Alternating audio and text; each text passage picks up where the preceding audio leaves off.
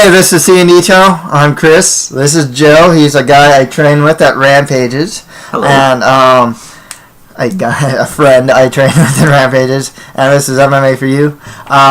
We're going to be doing our UFC 162 post-fight analysis.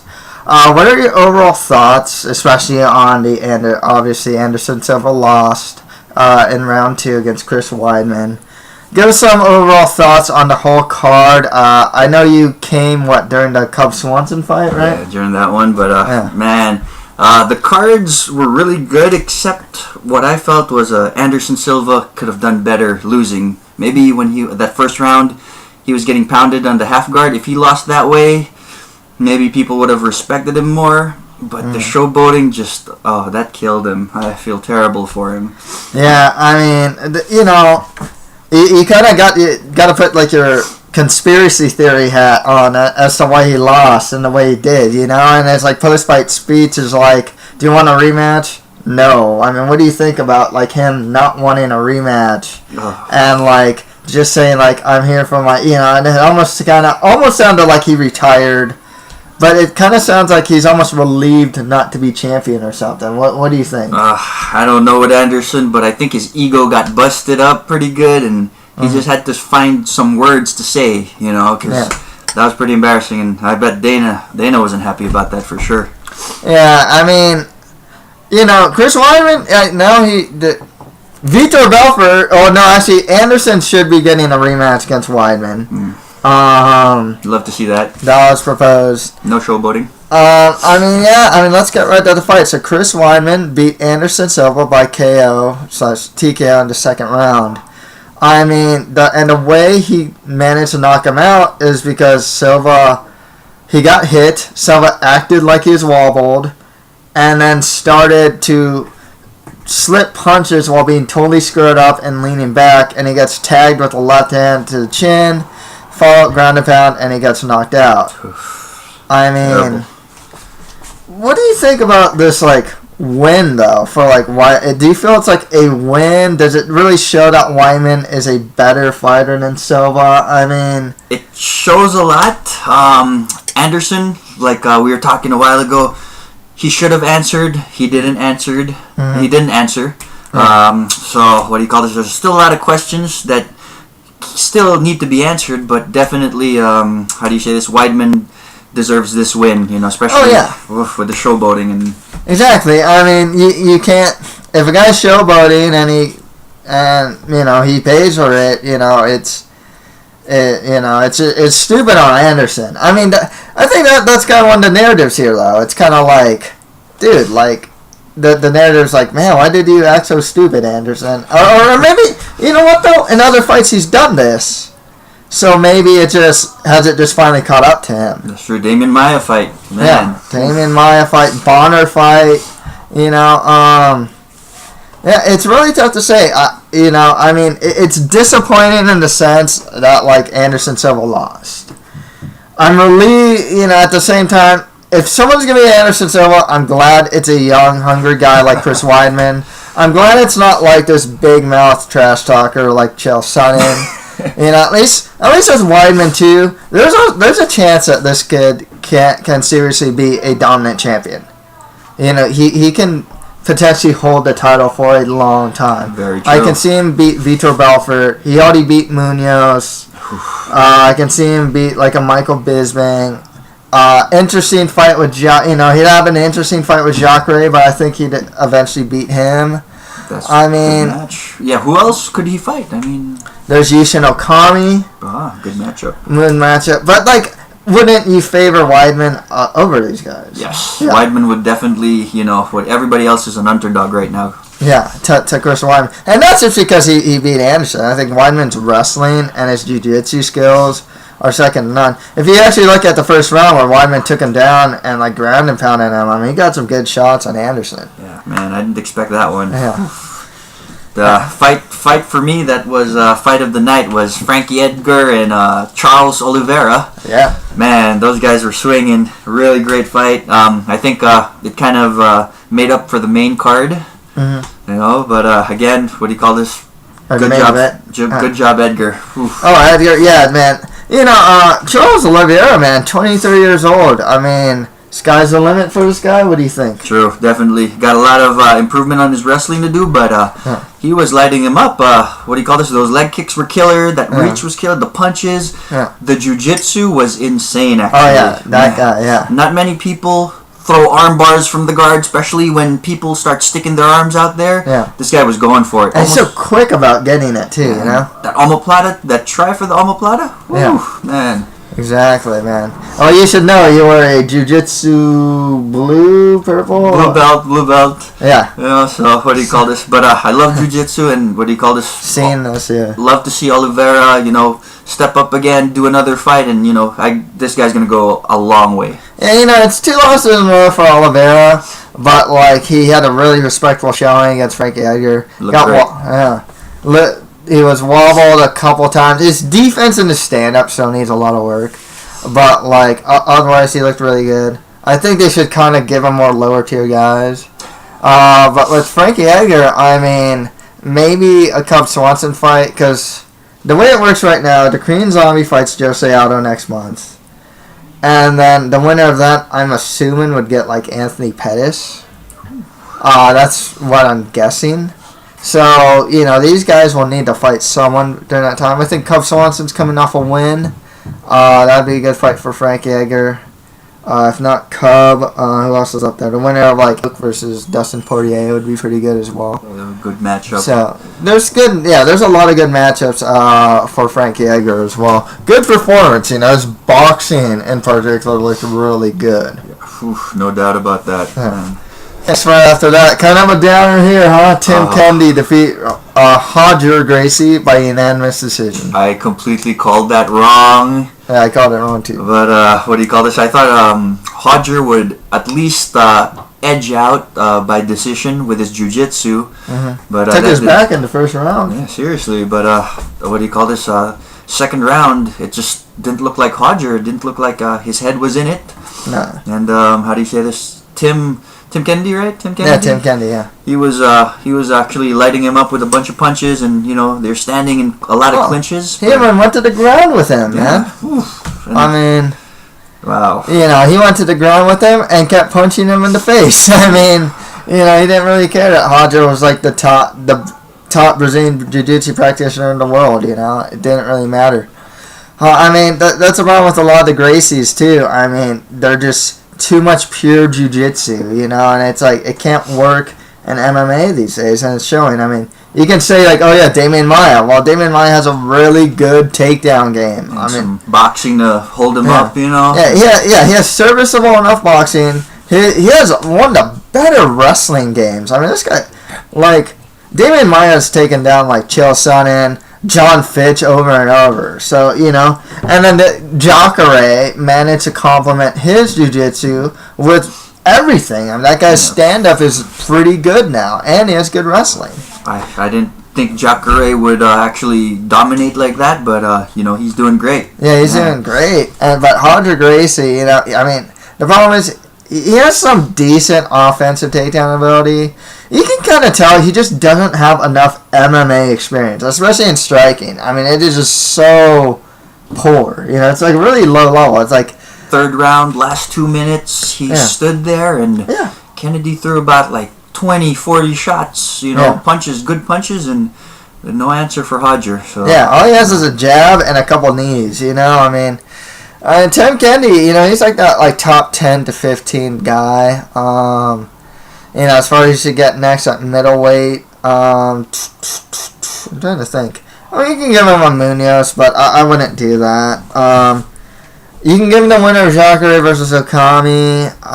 He's kind of in that middle. If you want to give him an up-and-comer like a Brad Tavares, he's fighting. I forget who he's fighting now. Munoz Jacare, you think that would be a pretty good fight? Yeah. Munoz Jacare would be pretty cool. Jacare's already fighting Okami though. A lot of middleweights. Costa Philippou, Tim Kennedy would be pretty cool too. Roger Gracie, if they want to keep him, just give him more lower to mid-tier guys in the division. Sure. Roger Gracie, Damian Maia? They fight in different weight divisions now. And at this point, I think Damian Maia would box him up, to be perfectly honest with you.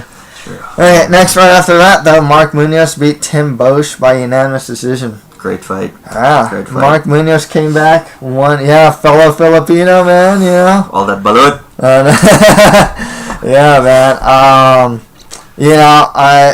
This was cool because, like, dude, the guy was fat. Dude, he was like 260 pounds. Before I went to Rampages, dude, we actually trained at, me and my brother trained at Rain, and we saw Munoz. So like, dude, this guy's really big. Like, and then we went to Rampage. I was like, dude, Munoz is bigger than Rampage, dude. I mean, seriously, he was bigger than Rampage, right?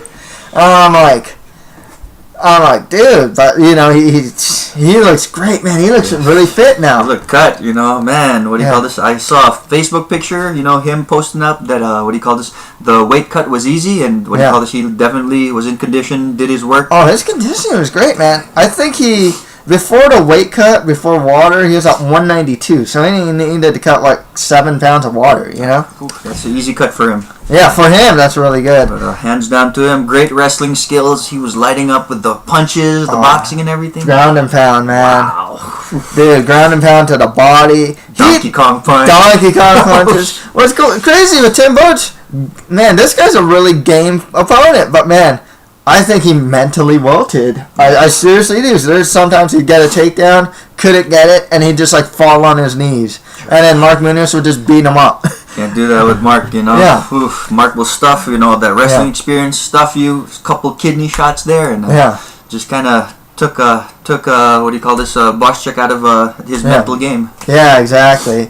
Great win for Munoz. One thing I like about this fight, he actually looked like a top 10 fighter in this fight. Definitely. Like, he actually looked like an elite guy. Like, his wrestling was really good, his top control is nasty, and his ground and pound is just devastating. I mean, like, he doesn't get, there are arm punches, but dude, he just like, to the body, to the face, it's just like, they're really hard, And we heard them, the speaker was going, yeah. Man, really, definitely good win for Mark Munoz. Yeah, Munoz. Next fight after that, man, like I said, you can give him like a Costa Filipu, the winner of Okami versus Jacare, even though he's already fought Okami. Who else is at middleweight right now? He already fought Bosch. He already fought Wattman. He's not going to fight Vitor. Maybe even the Michael Bisping, even though they're friends. Bisping, yeah, that would be a good fight. Yeah, that'd be a pretty cool fight. So there's good fights for Mark Munoz. For Tim Bosch, he's still a game opponent, but this is 2 losses in a row. He's a good middleweight. I think they should get more lower to mid-tier guys in the division. Hope Dana keeps him. Yeah, he should be capped. For sure. Okay, next fight after that, Cub Swanson beat Dennis Seaver by TKO in the 3rd round. I missed this one, but I did bet on Club Swanson, so what do you call this? Got, I think it was, what do you call this? I got 4 and 2 wrong, so pretty happy about that, but didn't win the money. Okay, one thing is with these shows, if you know me and know me predicting Cub Swanson fights, besides the last one, I am really bad at picking Cub Swanson fights. I pick him to win when he loses, and I pick him to lose when he wins. And this is no exception. I picked Dennis Seaver, who did really good in the 1st round. But Swanson was just faster.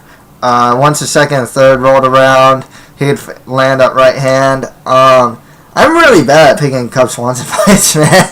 I gotta say. I picked the Poirier one right, but man, I always pick against this guy. I gotta realize that this guy is an elite fighter now. It's like the reason one reason I don't pick Cub Swanson is because like back in the WEC he lost like Jens Pulver.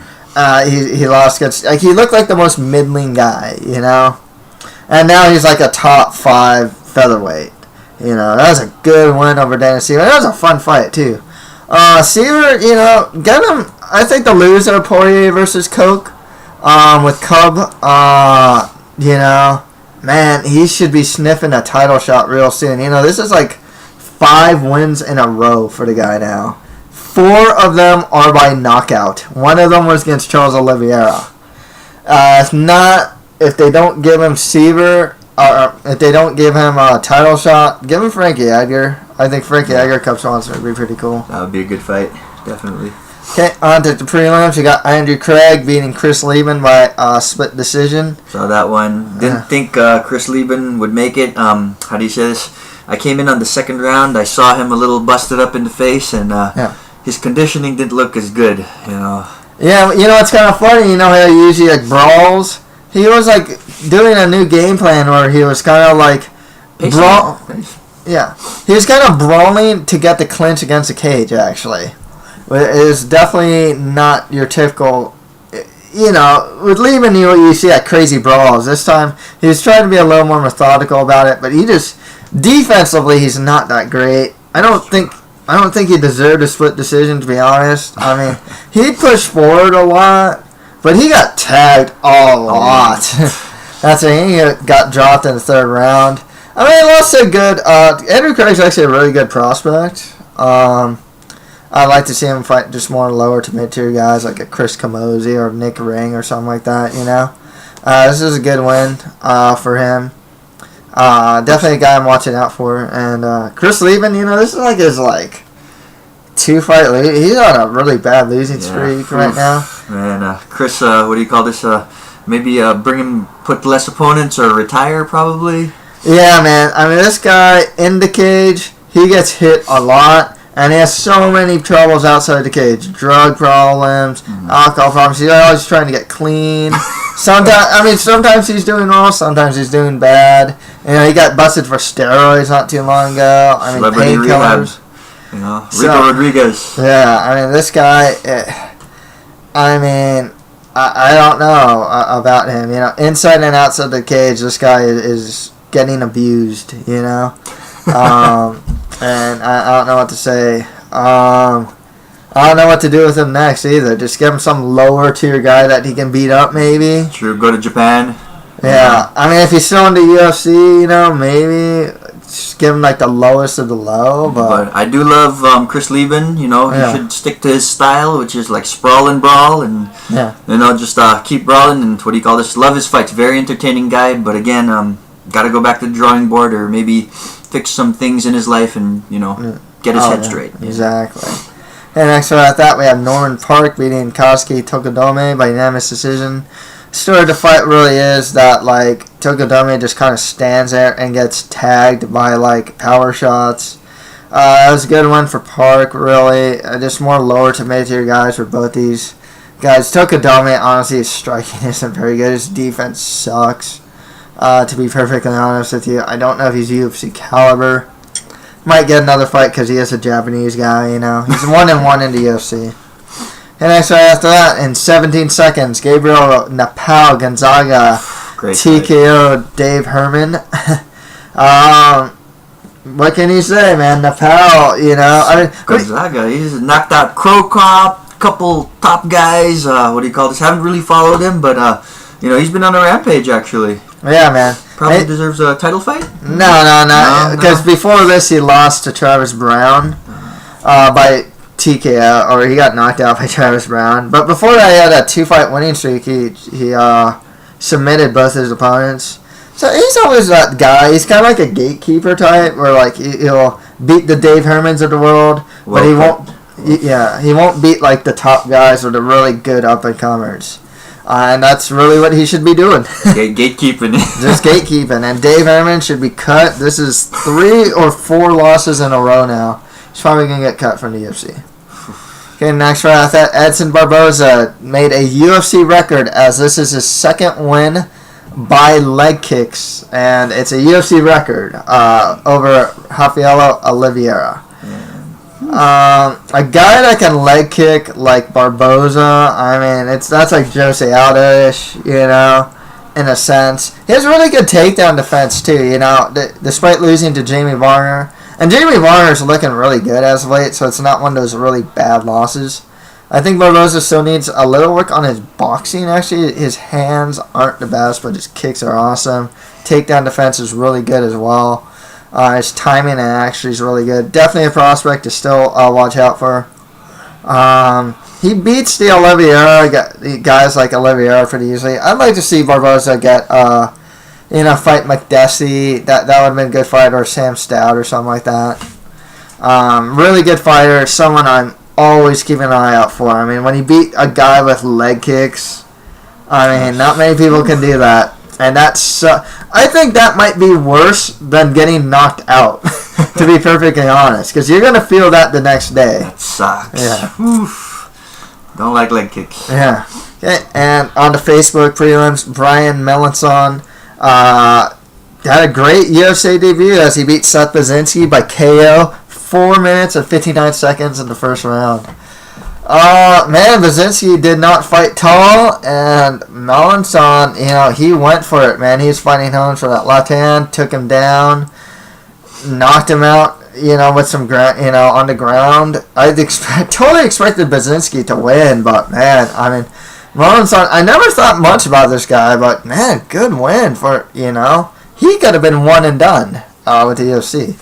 Seth Baczynski has now two losses in a row. He lost to Mike Pierce, now he lost to Brian Melanson. He might get cut, he might stay. It's really hard to say. Both guys should fight more lower to mid-carry guys of the division. And finally, Mike Pierce, one of the most underrated welterweights in the UFC, beat David Mitchell by TKO in the second round. Pierce has got to let his hands go a little more. I mean, he knocked out Mitchell, which is fine, but he had a stand-up advantage, especially with the hands, and more power than Mitchell, yet he still insists on clinching against the cage and grinding. He doesn't always need to do that. He actually has some good boxing and heavy power. This guy, his only losses are to John Fitch, Josh Koscheck, and Johnny Hendricks, and even two of them against Hendricks and Koscheck. Some people I thought Pierce beat Koscheck. Some people think Pierce beat Hendricks. So he's a really good fighter. Should fight like a Tarek Safadine, maybe the winner of Robbie Lawler versus Sayer Bozozada, or someone like that. So yeah, that's pretty much it for our post-fight analysis for UFC 162. If you have any comments, listen below. Any final words here, my man? Oh man, how do you say this? Anderson Silva, that fight. Actually, just I feel really terrible for Anderson Silva. Again, hopefully he gets a rematch. Want to throw a shout out there. My buddy Jojo from Hawaii for winning his match. Oh. Just want to say congratulations. Back on top, buddy. Nice. How did he win? Rear naked choke, first round. Oh, really? So, amateur or pro? Amateur, I think. Oh, amateur, nice. We call this great job, Jojo. I know he lost his last fight, so you're back for it. Championship match, go Hawaii, spread the aloha, buddy. Nice, man, yeah. What do you call this? Great fight again. Love the fight. Frankie Edgar, Oliveira. Great match. Made up for the whole card. And that's about it. Would love to see Oliveira fight again. Cool, man. So yeah, that's pretty much it for MMA for you. Thank you guys very much.